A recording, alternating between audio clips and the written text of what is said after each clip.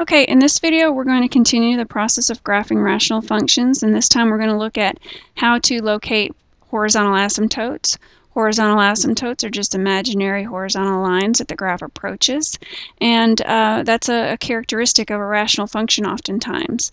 Now, to find a horizontal asymptote, all you have to do is compare the degree of the polynomial in the numerator with the degree of the polynomial in the denominator. And once you get this answer, it's going to fall into one of these three categories. Either the degrees are going to be equal, the degree of the numerator will be less than the degree of the denominator, or the degree of the numerator will be greater than the degree of the denominator. Whichever the case, that will tell you how to find the horizontal asymptote from there. So as you can see, when the degrees are equal, for example, if you had y equals 3x squared plus 2x over 2x squared minus 1. In this case, the degree of the polynomial in the numerator is 2, and the degree of the polynomial in the denominator is also 2.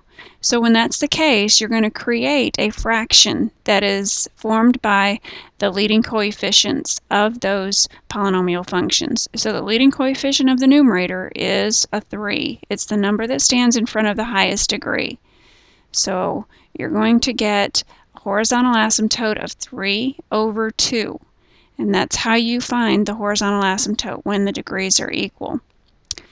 If the degrees are not equal, let's say the degree is the degree of the polynomial in the numerator is less than the degree of the denominator. So if we had a scenario like this, if we had x squared over 3x cubed plus 1, the degree of the numerator, the polynomial in the numerator, is 2. The degree of the polynomial in the denominator is 3. 2 is clearly less than 3, so the horizontal asymptote is going to be y equals 0. When the degree of the numerator is greater than the degree of the denominator, there is no horizontal asymptote. So let's take a look at a few examples. Question number 20, find the horizontal asymptote. Okay, fairly simple. Folks, all you have to do is compare these degrees. 1 is less than 2. So when that's the case, the horizontal asymptote is y equals 0. And again, I'm going to use HA for horizontal asymptote. That's my own abbreviation. And keep in mind you're going to be using the variable y because a horizontal line starts out with y equals. Okay, next, number 22. Again, this time we have equal degrees. And when you have equal degrees, you're going to take and form that fraction created by the leading coefficients. In this case, the leading coefficient of this x squared term is 1, and the leading coefficient of the denominator is 2. So that happens to be your horizontal asymptote. Okay, in this next example, what I'm going to do is I'm going to actually walk you through the whole process of graphing a rational function. And so here's an example I'm going to start with.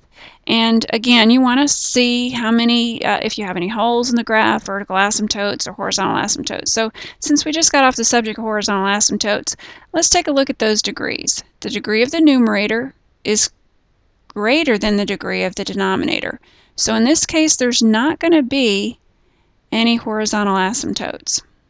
Okay, so then let's go back over to how to find vertical asymptotes or holes. So again, you have to factor all your pieces, and then you're asking yourself the question, do I have equal factors? And the answer here is yes.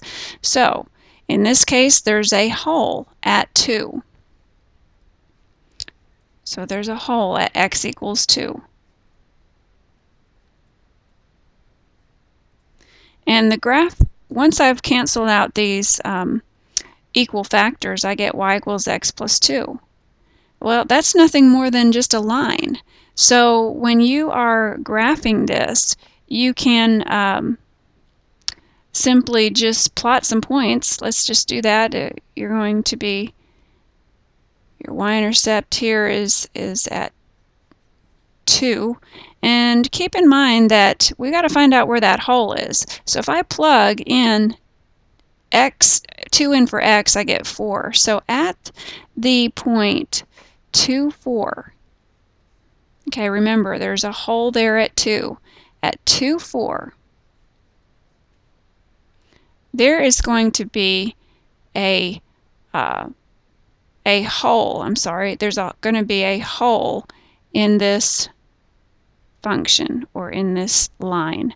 So your graph will be, and I can't draw too much of a straight line, and you guys know that with this piece of equipment, but your line will look much like this, but you will have a hole there in the graph. And that's how you would graph rational functions. Again, sometimes rational functions look like lines, but they do have that hole in it.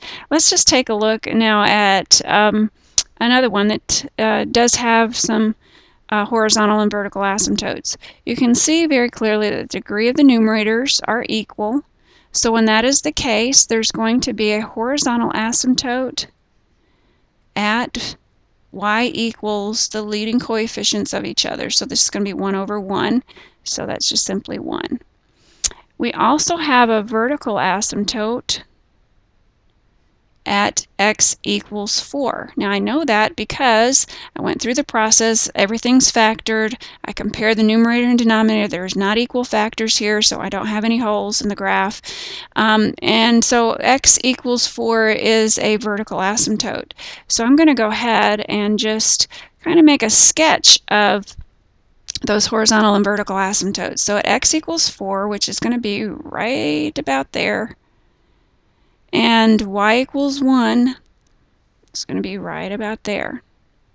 Okay, so once you have your asymptotes sketched in, now you just want to find out what's going on in each side of that vertical asymptote. If you have more than one vertical asymptote, you got to do it between each section. So again, what you're going to do is you're simply going to create a table of values, and we know that this is at 4, so I'm going to go to the left and to the right of 4, and I'm just going to choose numbers directly to the left of 4. I'm going to plug in the number 3. When I plug in the number 3, I get 3 plus 4, which is 7, over 3 minus 4, which is negative 1. So I get the point 3, negative 7, which is going to be down here. Next, what I might want to do is plug in the number 0. When I plug in 0, I get 4 over negative 4, which is negative 1. So it's 0, negative 1. And now what I'm going to do is I'm going to go a little bit to the right of that, and I'll come back and explain what to do here next. If I go to the right, I get 5 plus 4, which is 9, over 5 minus 4, which is 1. So it's 9 over 1. So 5, and then you're going to go way up here at 9. Now you'll notice that I'm just not even looking for exactness here. I'm just kind of sketching this.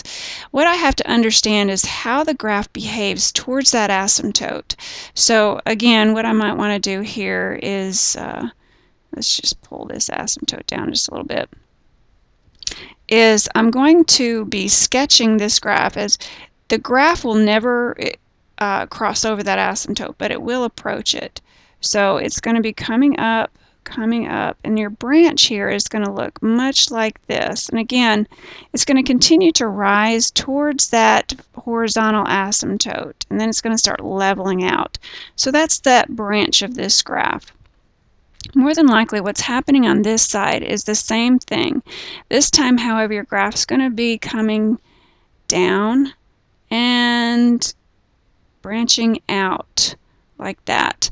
And again, what you can do is you can add a few more values to see that is truly what is going on, and that is how you're going to graph rational functions. It's not about exactness, it's mainly about the sketch and how those graphs break from each other. So oftentimes a rational function is a graph where you have to lift your pencil up in order to sketch the whole thing, and the reason for that is obviously from these discontinuities here that were created by these asymptotes. So good luck with the rest of these questions, and we'll talk about it later in class.